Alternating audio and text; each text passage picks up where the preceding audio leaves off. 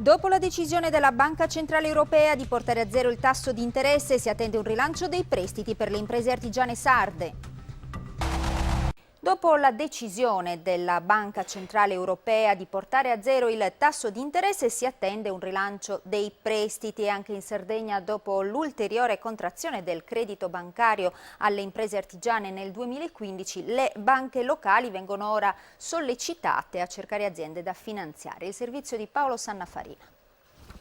Il tasso di interesse centrale ridotto a zero, deciso dalla Banca Centrale Europea, imporrà agli istituti di credito nuove strategie, in primo luogo la collocazione di nuovi prestiti a tassi bassissimi presso famiglie e imprese per spingere i consumi e gli investimenti produttivi.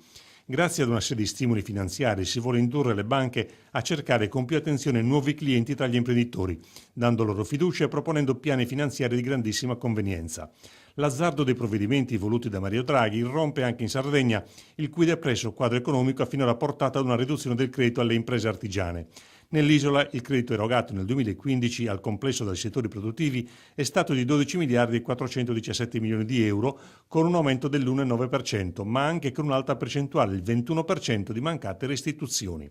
In controtendenza, invece, secondo Confartigianato Sardegna, il credito alle 35.000 aziende artigiane che costituiscono il 25% del totale delle attività imprenditoriali.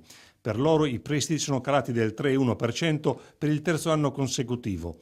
Gli istituti di credito hanno una percezione di alto rischio del settore, che si traduce nella riduzione dei finanziamenti e con un costo del denaro per di più superiore di un punto rispetto alla media nazionale.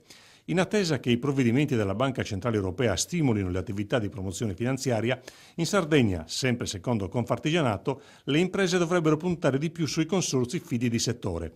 Tali istituzioni concedono garanzie aggiuntive che facilitano l'ottenimento dei prestiti bancari.